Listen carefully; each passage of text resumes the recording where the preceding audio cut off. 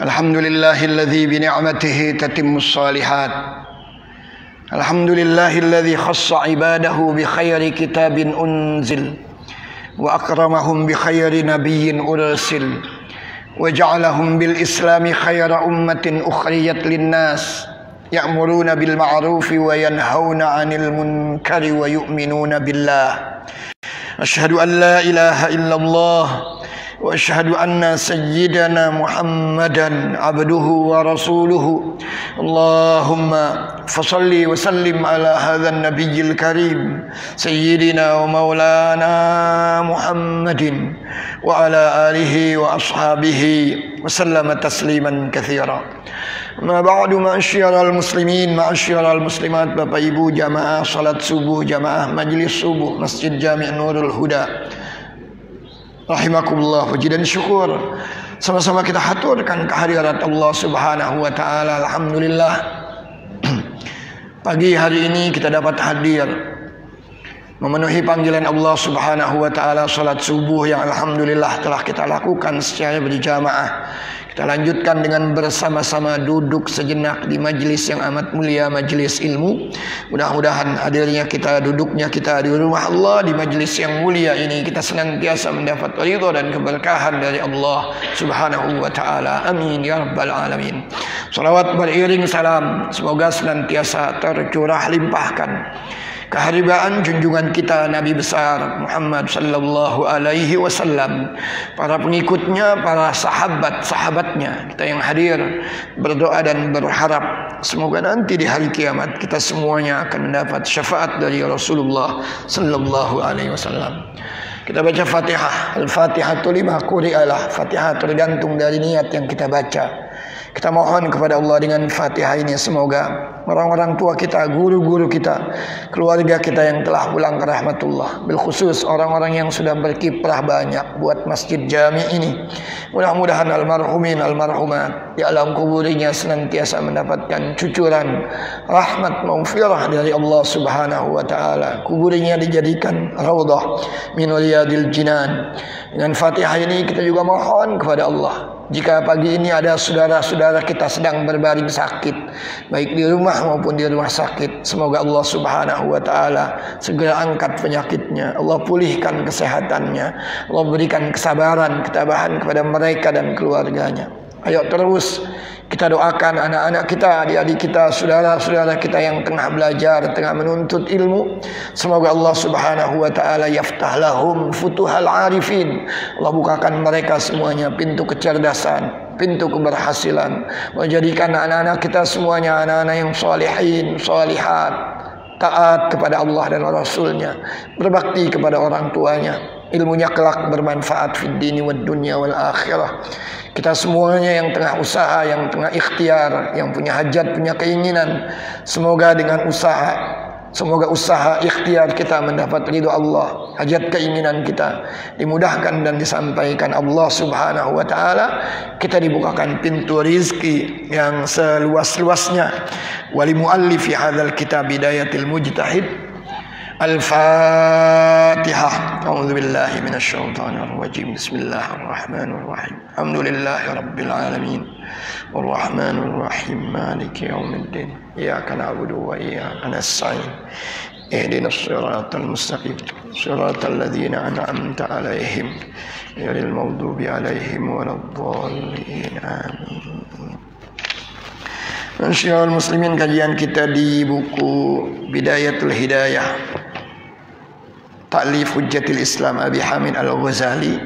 Saya pakai syarah di Maraqi Al-Ubudiyah, masih di Adabul Lisan, dan insyaallah lanjut nanti ke Adabul Batan. Kemarin terakhir itu di Adabul Lisan tentang tazkiyatun nafas. Kita memang dianjurkan untuk terus beramal soleh.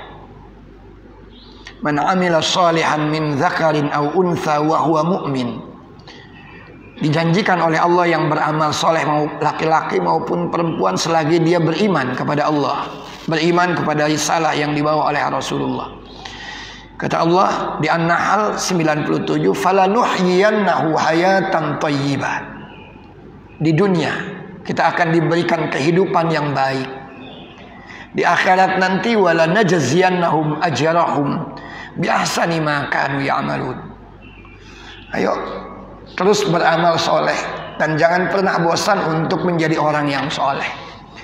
Berbicara tentang orang yang soleh dan orang yang ghairu soleh, atau orang yang soleh dan orang lawannya orang yang toleh. Atau kalau dalam bahasa Indonesia berbicara tentang orang soleh dan orang salah. Dalam kajian tasawuf itu ada 4 tipe orang. Yang pertama orang yang solihun la yadri annahu soleh. Orangnya soleh, akhlaknya bagus, ibadahnya bagus. Ini yang paling bagus. Tapi dia tidak merasa bahwa dirinya itu soleh. Ibadahnya sudah bagus, akhlaknya bagus, tapi dia tidak merasa dirinya soleh. Bahkan yang dia rasakan bahwa dia ini masih jauh dari kesempurnaan. Ini orang yang seperti ini paling bagus nih. Karena dia khasyya rabbah, takut kepada Allah Subhanahu wa taala meskipun dia sudah menjadi orang soleh, berakhlak baik, beribadah baik. Tipe yang kedua, ini juga masih bagus. Ghairu shalihin wa yadri annahu ghairu shalih. Bukan orang soleh, tapi dia sadar bahwa dia ini belum jadi orang yang soleh. Ibadahnya belum sempurna, akhlaknya belum bagus, tapi dia sadar, ya Allah, ibadah saya belum bagus, akhlak saya belum bagus. Dia kerap kali beristighfar.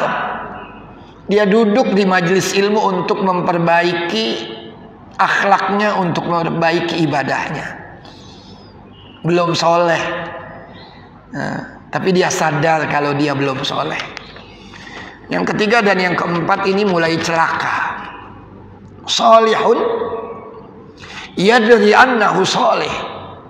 Soleh, akhlaknya bagus, ibadahnya bagus, tapi penyakitnya di sini. Ketika dia merasa bahwa dirinya itu orang yang baik, orang yang suci, ini celaka. Apalagi kalau sudah menganggap saya orang soleh, orang yang lain salah. Hati-hati. Terus beramal soleh. Ibadah kita perbaiki, akhlak kita perbaiki. Tapi jangan sekali-kali merasa bahwa kita itu orang yang soleh. Wala tuzakku anfusakum wa huwa a'lamu biman ittaqa. Jangan merasa diri kita ini suci. Silahkan sucikan diri kita, tapi jangan pernah merasa diri kita ini suci. Apalagi merasa paling suci orang lain. Tidak ada yang sesuci dia. Ini penyakit. Di kajian kita yang kemarin, fala tuzakku anfusakum huwa a'lamu biman ittaqa. Yang paling ironis yang keempat ini, ghairu shalih la yadri annahu ghairu shalih. Bukan orang soleh, ibadahnya masih buruk, akhlaknya juga buruk, tapi tidak sadar kalau dia itu belum berakhlak baik, kalau ibadahnya itu masih buruk. Yang ironis, sudah begitu mengaku kalau dia itu sudah baik. La haula wala quwata illa billah. Ayo, sekali lagi saya mengajak, jangan pernah bosan untuk menjadi orang soleh dan terus beramal soleh. Dan bisa memotivasi kita supaya kita terus beramal soleh. An-Nahl 97.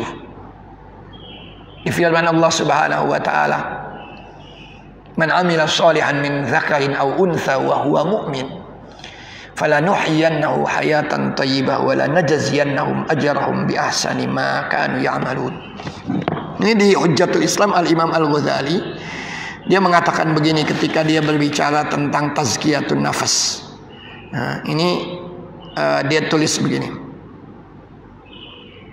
Fa idza aradta an ta'rifa anna thana'aka 'ala nafsika la yazidu fi qadrika inda ghayrika fanzur ila aqranika idza asnau 'ala anfusihim bil fadl wal jah wal mal. Kaifa yastankirhu qalbuka alaihim wa yastafkiluhu tab'uka wa kaifa tadhummuhum alaihi idza faraqtahum. Ini tentang tazkiyatun nafas. Kata Al-Imam Al-Ghazali, dia membuat sebuah tamsil. Tamsilnya begini, kata Al-Imam Al-Ghazali, silahkan beramal soleh, silahkan sucikan diri kita, tapi jangan merasa paling soleh, jangan merasa diri kita sudah paling suci.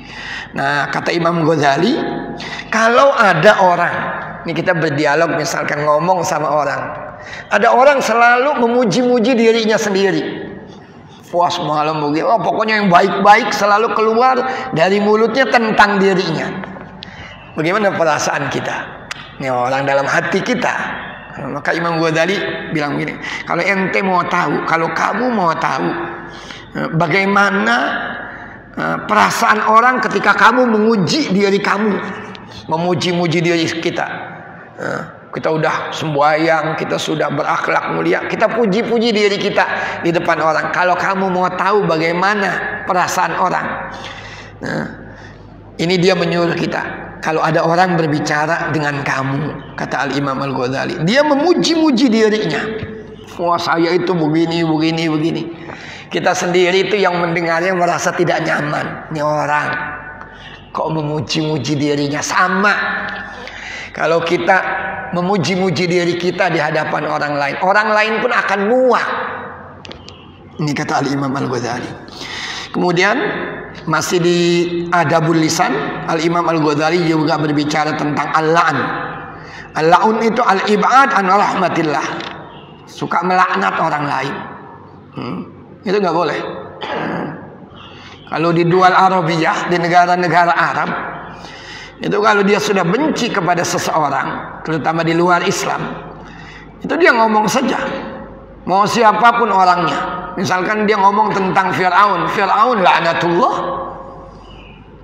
Orang-orang yang dia tidak suka dibaca tuh, sebelum disebut dia ceritakan lebih jauh, dia pasti mengatakan laknatullah alaihi. Dia nggak suka, mohon maaf dulu ketika saya di Kairo itu, dia tidak suka dengan George Bush. Apapun kebijakannya, setiap kali ngomong tentang George Bush, dia lalu mengatakan laknatullah alaihi. Ini namanya melaknat. Al-la'nu fil Islam. Bagaimana? Imam Ghazali menasihatkan kita, iyyaka an tul'ina syai'an mimma khalaqallah min hayawanin aw ta'amin aw insanin bi'aini. Jangan pernah melaknat siapapun, hewan sekalipun, makanan sekalipun, apalagi manusia. Makanan, kata Al-Imam Al-Ghazali, suka silahkan santap, silahkan makan. Tapi kalau tidak suka, jangan, nggak enak, itu nggak boleh. Hadza laisa minal Islam. Kalau suka silahkan makan, tapi kalau tidak suka jangan menghina makanan tersebut. Hewan juga begitu. Ini erat kaitannya dengan amal soleh tadi. Ini ada cerita cukup menarik. Ini kisah inspiratif, kisah nyata. Seorang pemuda, ibunya itu masuk ke rumah sakit, cukup kronis penyakitnya, masuk ke ruang ICU, tidak sadarkan diri. Bahkan dokter itu memvonis, kata dokter, umurnya nggak lama nih. Anaknya kerap kali bolak-balik ke rumah sakit menjenguk ibunya yang di ruang ICU. Suatu hari ketika dia akan ke ruang ICU menjenguk ibunya, dia mampir dengan kendaraannya, dia mampir di pom bensin. Begitu dia mengisi bensin, dari kejauhan dia melihat seekor induk kucing dan beberapa anaknya itu sedang berteduh di bawah kardus. Dan nampak bahwa induknya itu sudah begitu lemah.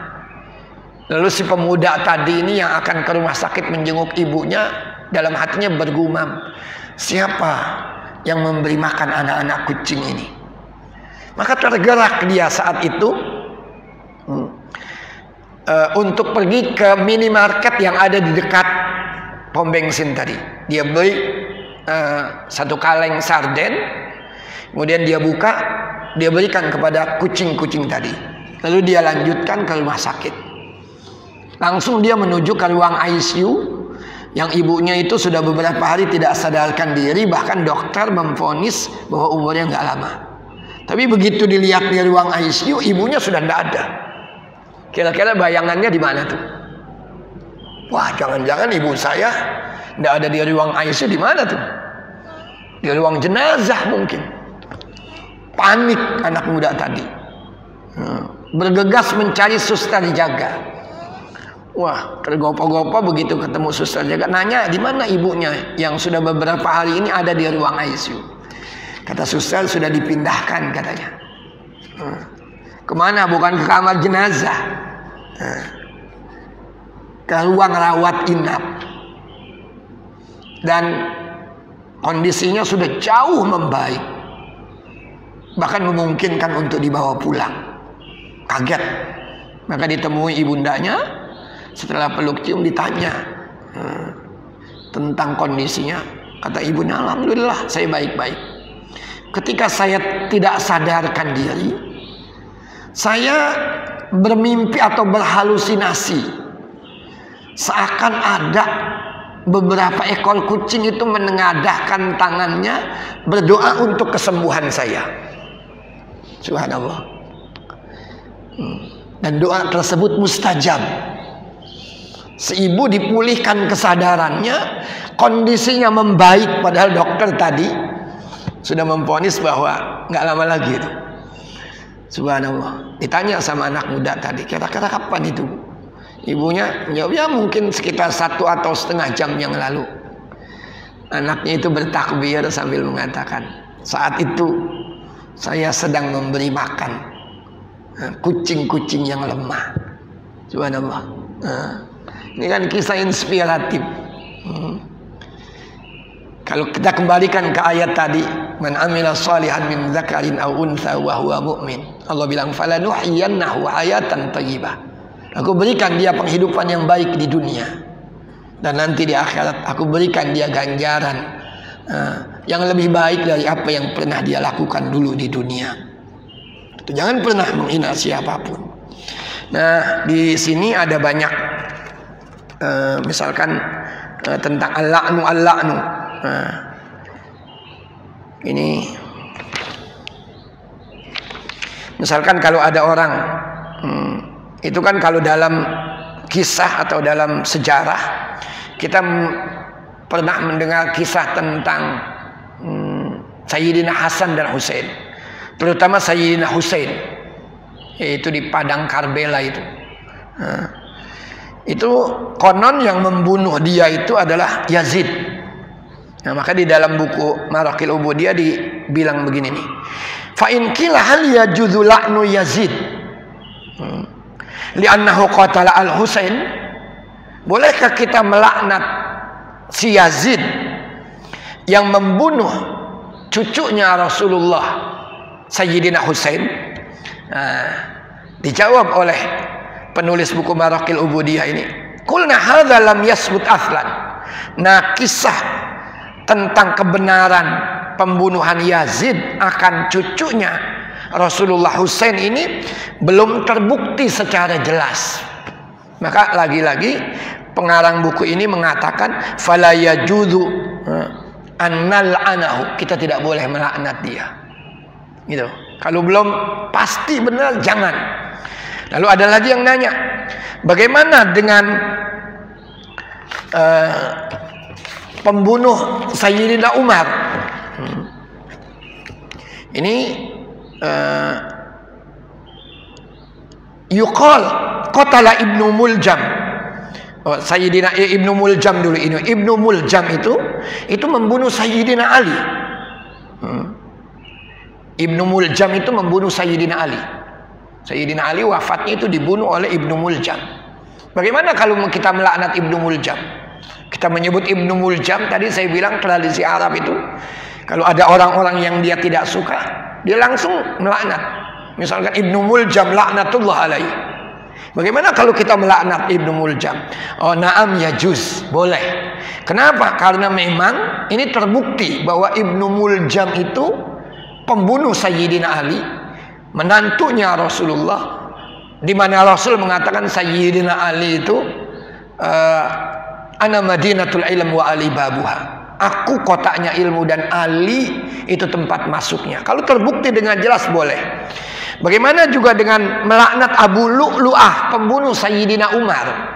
Sayyidina Umar itu kan lagi sholat ditikam dia sama Abu Lu'lu'ah. Boleh nggak kita melaknat Abu Lu'lu'ah? Ini lagi-lagi dibenarkan, boleh. Kita melaknat orang-orang seperti ini.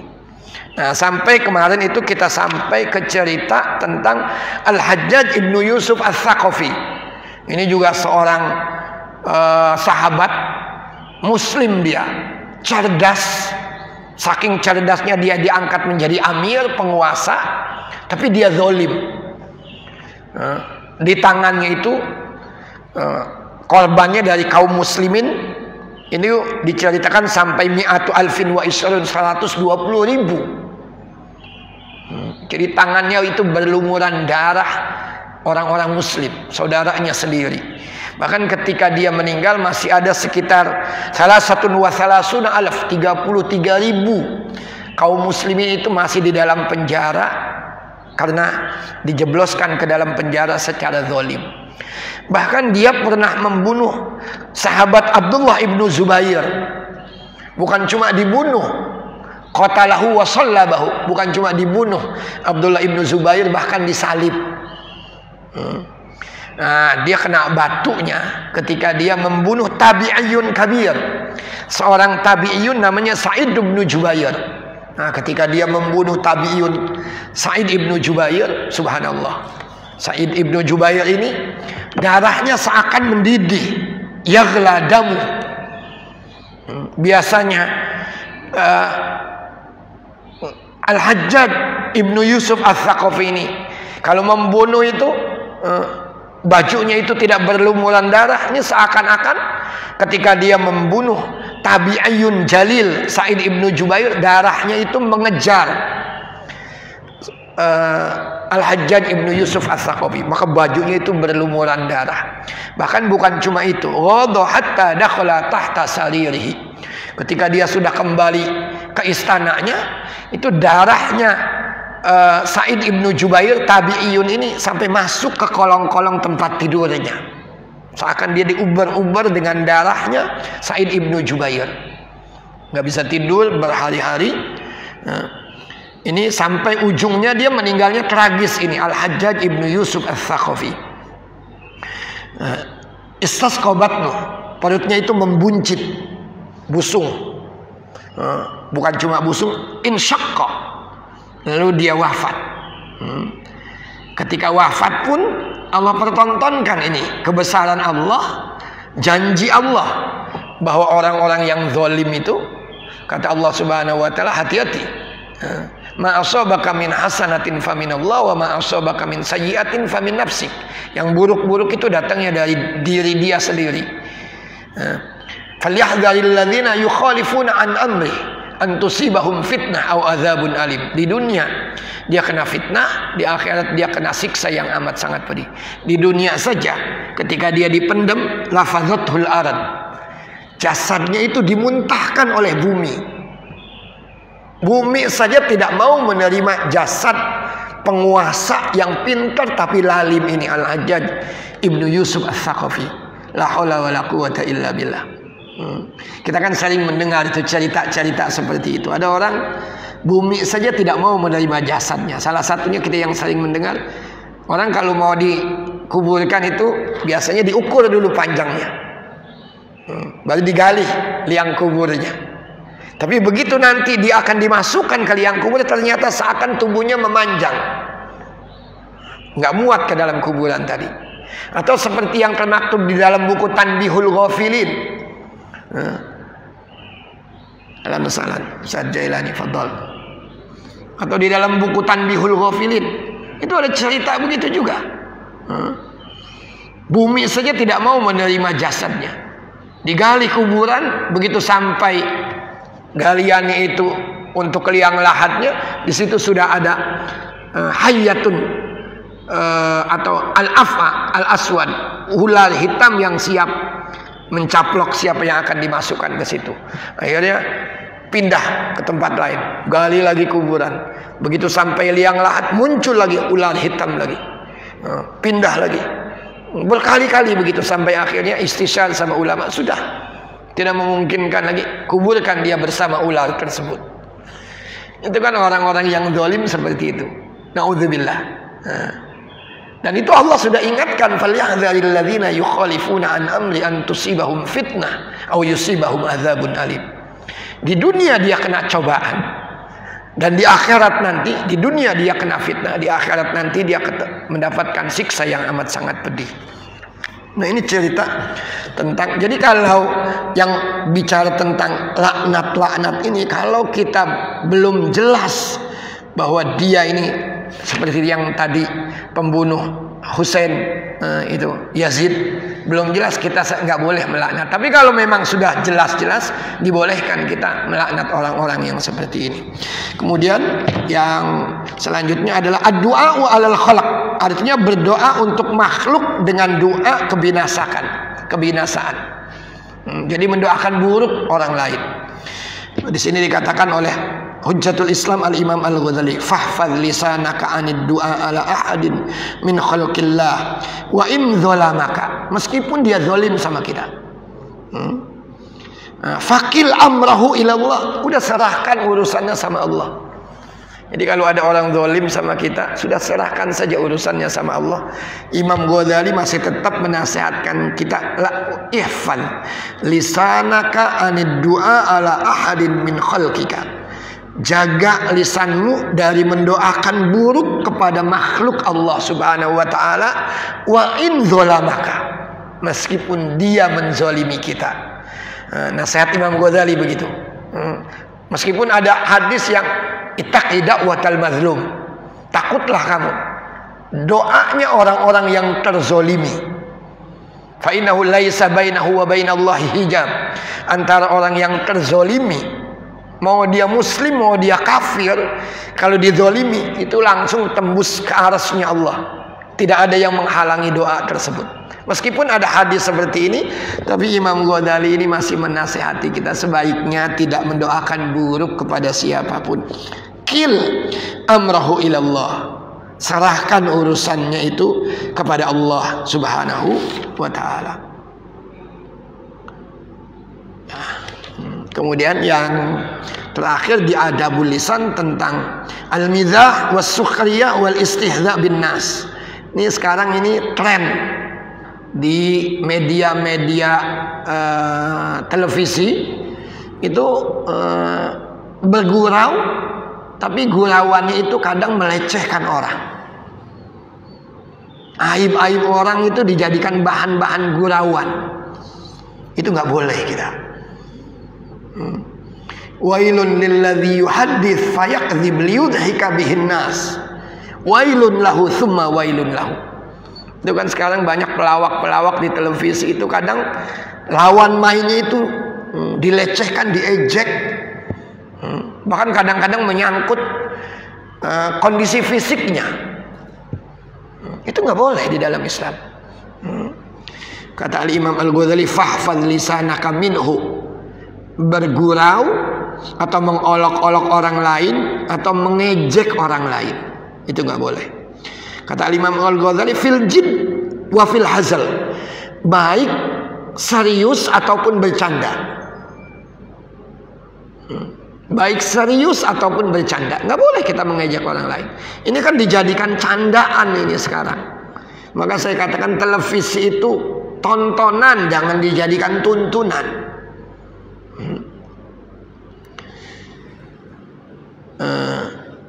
Fa innahu yu'zi al-qalb, ini menyakitkan hati seseorang. Wa huwa mabda'ul lajjaj wal ghadab wat tasarrub, ini menjadi awal kalau bergurau, mengolok-olok, mengejek orang, baik ejekannya serius maupun dalam bentuk canda, ini menyakitkan hati orang. Ini bisa menjadi awal kekerasan terjadi, kemurkaan terjadi, bahkan at-tasarum, pemutusan persahabatan. Bersahabat ya, tapi karena gurauannya itu berlebihan, Akhirnya persahabatan tersebut selesai sampai di situ. Wa yaghrisul hiqd fil qulub, itu menanamkan rasa dendam di dalam hati. Fala tumadhi ahadan, jangan bercanda atau jangan candai seseorang. Fa in mazahuka, kalau dia yang mencandai kita bagaimana? Kita enggak mencandai dia, dia yang mencandai kita. Ini Imam Ghazali masih menasihatkan kepada kita. Fala tujibun, udah biarin aja, jangan diladenin. Kalau ada orang misalkan mengolok-olok kita, sudah fala tujibun, jangan dijawab, jangan diladenin kalau bahasa kita itu. Wa a'rid anhum, sudah tinggalkan, hindari mereka. Ajak yakhudu fi haditsin ghairi, ajak untuk berbicara yang lain saja. Ini adabu al-lisan. Sampai di sini, maka di akhir nasihat Al-Ghazali tentang adabul lisan, Al-Imam Al-Ghazali bilang begini. Fahadhi majami'u afatil lisan, ini semuanya kumpulan dari bahayanya lidah. Saya baca misalkan berdusta, ini dari awal. Al-khuluf fil wa'di, menyalahi janji. Al-ghibah, menggunjing orang lain. An-namimah, mengadu domba orang lain. Kemudian al-mira, berbantah-bantahan, berdebat tapi untuk menjatuhkan pihak lain. Yang tadi tazkiyatun nafas, merasa diri kita paling suci. Kemudian melaknat orang lain, mendoakan buruk orang lain, sampai tadi bergurau atau mengolok-olok orang lain. Nah, ini nasihat Al-Imam Al-Ghazali di akhir bab ini, adabul lisan. Fahadhi majami'u afatil lisan wa la yu'inuka alaihi illa al-uzlah.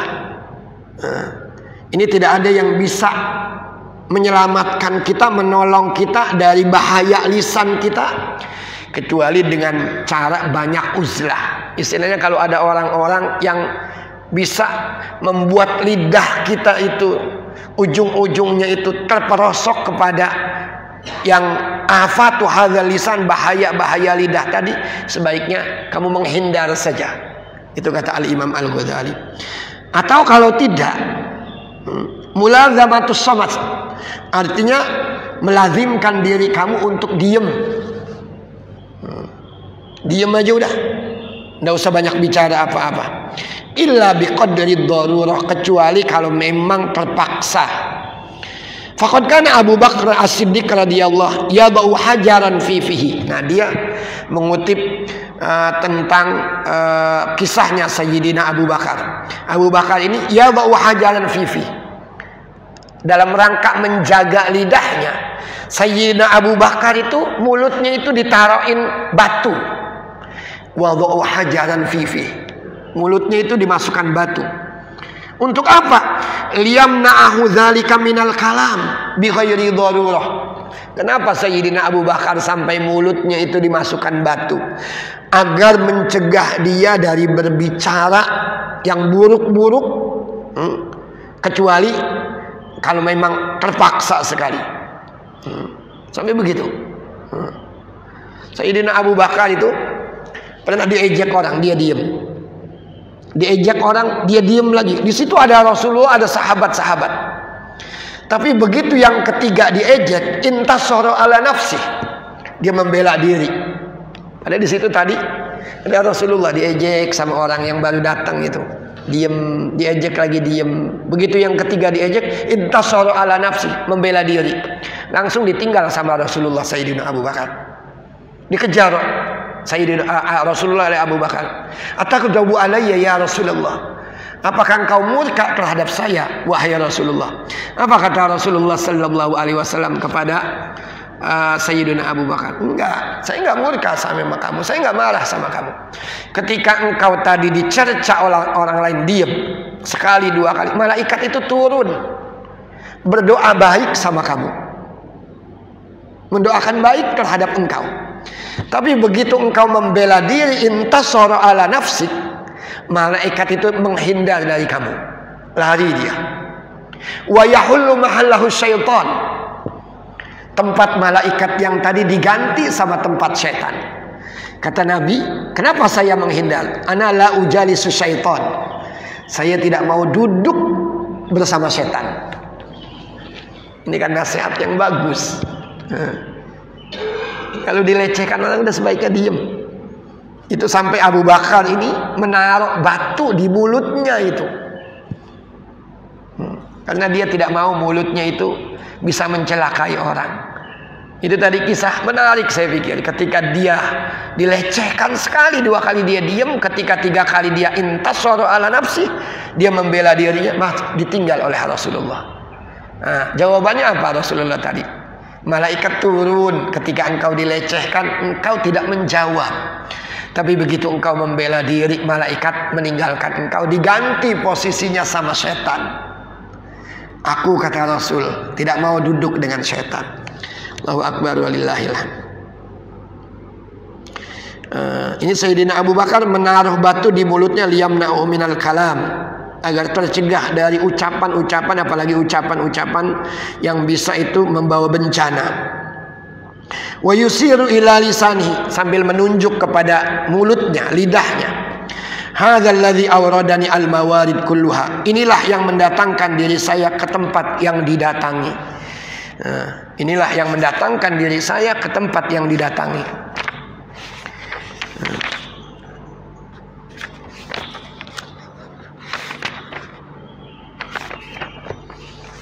Lidah ini, nih syarahnya gini. Falamma mata, ketika Sayyidina, tadi ucapannya hadzal ladzi awradanil mawarid. Inilah yang mendatangkan diri saya ke tempat yang didatangi. Maksudnya apa? Falamma mata, ketika Sayyiduna Abu Bakar ini meninggal, ru'ya fil manam, ada orang mimpi tentang Sayyidina Abu Bakar. Faqila lahu, lalu ditanya, malladzi awradaka lisanuka? Kan tadi dia bilang, hadzal ladzi awradanil mawarid. Inilah yang mendatangkan diri saya ke tempat yang didatangi. Maka ketika dia meninggal, ada orang yang memimpikannya lalu bertanya tentang ucapannya dulu itu. Malladzi awradaka lisanuka? Apa yang didatangkan kepadamu oleh lisanmu? Maka Sayyidina Abu Bakar mengatakan, qultu bihi la ilaha illallah. Lidahku ini berucap la ilaha illallah. Wa auradani al jannah. Ucapanku la ilaha illallah menghantarkan aku ke dalam syurga. Ini tafsiran dari hadzal ladzi auradanil mawarid. Lidah ini mendatangkan kalimat la ilaha illallah. Kemudian kalimat la ilaha illallah pada gilirannya ini menggiring Sayyidina Abu Bakar ke dalam syurganya Allah Subhanahu wa taala. Fahtariz bihi bijuhdika. Maka hati-hati, jaga lidahmu sekuat tenaga. Fa innahu aqwa asbabi halakika fid dunya. Lidah ini menjadi sebab paling dominan, paling kuat yang mencelakai seseorang di dunia dan di akhirat. Bukan tangan, tapi yang paling kuat yang mencelakai seseorang di dunia dan di akhirat ini lidahnya. Maka nasihat Al-Imam Al-Ghazali ini, jaga lidah kamu. Nah, selesai di adabul lisan, masih ada beberapa menit. Ini yang selanjutnya adalah adabul batan, adab perut kita ini. Kata Al-Imam Al-Ghazali, wa ammal batan fahfadhu min tanawulil haram wasyubhah. Jaga perutmu dari mengkonsumsi yang haram, bahkan yang syubhat. Yang haram saja tidak boleh, apalagi yang syubhat saja tidak boleh, apalagi yang haram. Nah, suruh saya baca sedikit ya. Kalau yang haram itu sudah jelas haramnya, ada dalil yang mengatakan ini haram. Tapi kalau yang syubhat itu, antara kan hadis bilang al halalu bayyinun, yang halal sudah jelas, al haramu bayyinun, yang haram juga sudah jelas. Wa bainahuma, antara yang halal dengan yang haram, kalau belum jelas keharamannya, itu yang syubhat. Imam Ghazali ini menyuruh kita, jaga perut kamu dari mengkonsumsi yang haram, bahkan yang syubhat sekalipun. Bahkan yang syubhat sekalipun. Nih, kata Al-Imam ini keterangan ini panjang sekali nih nanti. Cuma mungkin tidak bisa saya baca semuanya nih. Wahris ala talabil halal. Berusahalah sekuat tenaga untuk mendapatkan yang halal. Fa idza wajadtahu, kalau sudah mendapatkan yang halal, fahris ala an taktasira minhu ala banud syaba. Jadi hindari yang haram, hindari yang syubhat. Berusahalah untuk mendapatkan yang halal. Kalau sudah mendapatkan yang halal sekalipun, Imam Ghazali masih menasihati kita antak tasira minhu ala maduna syaba. Artinya jangan berlebihan. Perut kamu ini duna syaba, jangan sampai kekenyangan. Sudah nggak bisa membagi perutnya itu. Thulusun li syarabihi, thulusun li ta'amihi, thulusun li nafasi, udah nggak dibagi lagi. Rasul kan menyuruhnya gitu. Sepertiga untuk makanan, sepertiga untuk minuman, sepertiga lagi untuk nafas. Mentang-mentang dapatnya dari yang halal, perutnya dipenuhi semuanya itu dengan makanan. Ini juga masih nggak boleh. Fa inna syaba, kata al-Imam Al-Ghazali, karena orang kalau sudah kekenyangan, yuksil qalb, hatinya itu akan keras. Wa yufsidud duhan, ini wa yufsidu az-zihan, itu akan merusak kecerdasannya. Itu akibat-akibat orang yang terlalu banyak makan begitu. Maka nasihati anak-anak kita tuh, kalau makan itu jangan berlebihan. Kata al-Imam Al-Ghazali, ini kalau orang makannya berlebihan, hatinya bisa mengeras, kecerdasannya itu bisa rusak, bisa tumpul kecerdasannya. Wa yubtilul hifz, bahkan hafalannya bisa rontok karena kebanyakan makan. Subhanallah. Wa yathqalul a'dha anil ibadati wal ilm. Bahkan anggota tubuhnya itu akan terasa berat untuk diajak ibadah dan untuk nuntut ilmu. Hati-hati nih. Kalau orang kebanyakan makan begitu. Kalau orang sudah kebanyakan makan, anggota tubuhnya saja itu akan merasa berat untuk diajak beribadah dan untuk menuntut ilmu. Wa yaqwa syahwat, kalau sudah begitu yang kuat itu syahwatnya. Wa yansuru junudas syaitan, kalau syahwatnya sudah kuat. Ini di Adabul Batan Imam Ghazali mengatakan itu dia akan menjadi penolong tentara-tentara setan. Hati-hati. Ini perut, dan perut itu bisa menjadi sumber sarang penyakit. Al-ma'idatu baitudda. Perut itu bisa menjadi sarang penyakit itu. Ini tentang, bahkan Imam Ghazali sendiri ini ada cerita menarik tentang Imam Al-Ghazali. Mungkin pernah saya ceritakan. Dia di sini kan menulis yufsidudz zihan. Orang kalau perutnya itu terlalu kenyang itu bisa merusak kecerdasannya. Imam Ghazali ketika kecil itu ternyata dia tidak cerdas. Bahkan dia boleh dikatakan terbelakang dibandingkan teman-teman sejawatnya. Sampai suatu hari dia sama guru di sekolahnya disuruh pulang. Tanyakan orang tua kamu, kenapa kamu menjadi anak yang terbelakang seperti ini?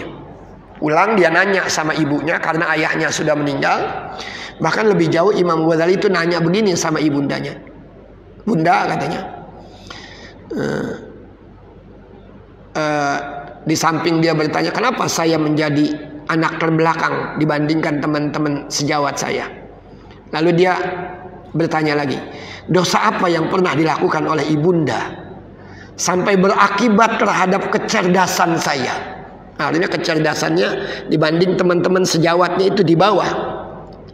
Subhanallah. Kalau orang baik katanya itu sulit untuk menemukan kesalahannya. Maka di dalam pepatah Arab, kafa bil mar'i nublan an tu'adda ma'ayibuh. Seseorang itu cukup mulia kalau dia masih bisa menghitung aib-aibnya. Kalau orang sudah tidak bisa menghitung aibnya, waduh, udah banyak banget. Tapi kalau ada orang masih bisa menghitung aibnya, itu orang bagus.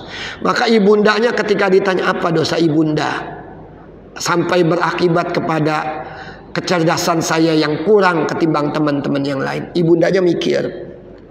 Sampai ibundanya begini, oh mungkin ini, kata ibundanya, lamma hamaltu bika yal Ghazali, ketika engkau dalam kandunganku wahai Imam Ghazali kecil, kata ibundanya, marartu ana bisuk, saya melewati pasar, wa syamamtu ana raihatat ta'am, Saya di pasar mencium aroma makanan yang mengundang selera makan.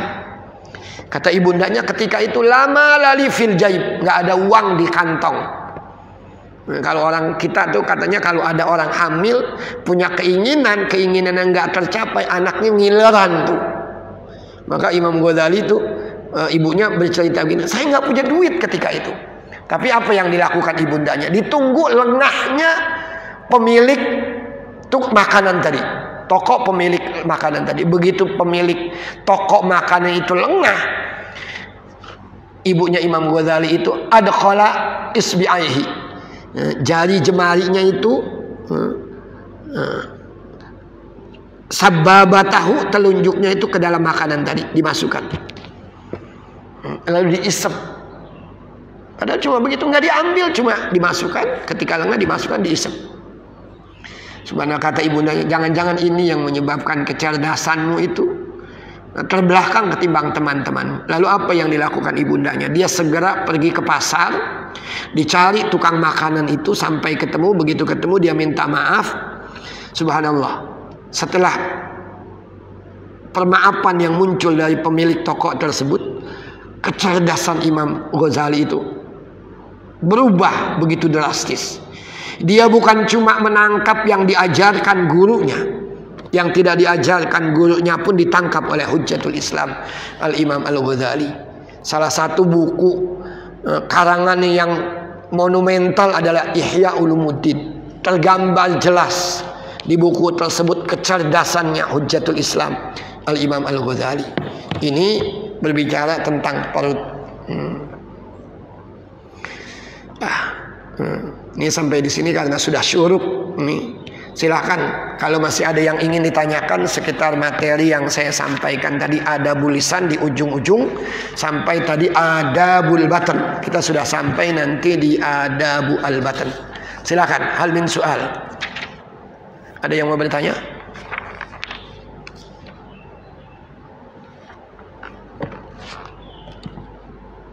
Silakan, ada yang bertanya? Adabul lisan atau adabul batan?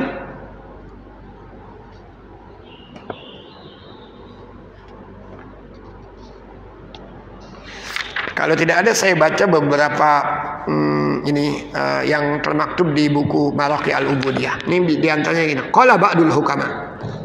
Masih ada kaitan dengan yang tadi. Man kathura akluhu kathura syurbuhu. Yang banyak makan banyak minum katanya. Semakin banyak kita makan, semakin banyak kita minum. Wa man kathura syurbu kathura naumuhu. Orang kalau sudah banyak minum katanya banyak tidur dia. Wa man kathura naumuhu kathura lahmuhu. Kalau udah banyak tidur katanya banyak juga dagingnya. Maksudnya jadi orang yang gemuk dia. Makannya banyak, minumnya banyak, tidurnya banyak, ujung-ujungnya perutnya bengkak. Gemuk dia. Wa man kathura lahmuhu, kalau sudah perutnya buncit, perutnya membesar begitu, qasa qalbuhu, hatinya yang mengeras. Wa man qasa qalbuhu, biasanya orang kalau sudah hatinya itu mengeras, ghuriqa fil atham, dia terbenam dalam dosa. Ini juga masih buku Hujjatul Islam Al-Imam Al-Ghazali, saya baca juga di majelis yang lain, Minhajul Abidin. Nah, dia mengutip pendapat orang-orang salafus soleh dulu. Kata Al-Imam Al-Ghazali, ini di bab tentang aqabatul ilm. Nah, dia bilang begini Al-Imam Al-Ghazali, kalau kamu masih merasa berat untuk beribadah, mau qiyamul lail berat, mau puasa sunnah berat, itu kata Al-Imam Al-Ghazali, fa anta makbulun kabalatka ma'asika wa khotoyaka. Engkau terbelenggu. Apa yang membelenggu kamu? Yang membelenggu kita adalah maksiat dan dosa-dosa kita. Itu kata Al-Imam Al-Ghazali. Jadi kalau kita mau qiyamul lail berat, mau ngaji berat, mau memenuhi sholat berjamaah berat, kata Al-Imam Ghazali itu kabalatka, fa anta makbul, bukan pakai kop tapi pakai kap, makbul, kamu terbelenggu. Apa yang membelenggu kita? Kabalatka ma'asika wa khotoyaka, kamu terbelenggu oleh salah-salahmu dan dosa-dosamu. Jadi orang-orang salafus saleh selalu introspeksi begitu. Ketika biasanya bersemangat dalam beribadah, bersemangat dalam menuntut ilmu, satu saat malas, dia langsung introspeksi. Apa nih dosa saya? Sampai kok saya malas seperti ini. Itu erat kaitannya, kata Imam Al-Ghazali, itu dengan dosa-dosa kita semuanya itu. Nah, silakan. Masih ada yang ingin ditanyakan? Ini kita sudah sampai di bab ini. Tidak ada? Kalau memang sudah tidak ada dan sudah masuk waktu syuruk, kita tutup saja kajian pagi hari ini dengan bersama-sama membaca doa kafaratul majlis. Subhanakallahumma wa bihamdika asyhadu an la ilaha illa anta astaghfiruka wa atubu ilaik. Wassalamualaikum warahmatullahi wabarakatuh.